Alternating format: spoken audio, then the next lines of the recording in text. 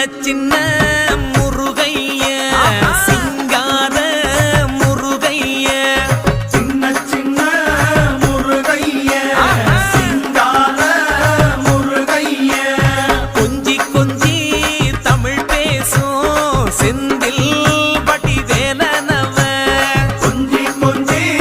தமிழ் பேசும் செந்தில் வடிவேலனவ சின்ன சின்ன முருகைய சிங்கார முருகைய கொஞ்சி கொஞ்சி தமிழ் பேசும் செந்தில் வடிவேலனவ சுப்பிரமணிய சாமி என்பார், கார்த்திகேயன் என்பார், சுவாமிநாதன் என்பார், முக அமுதன் என்பார்,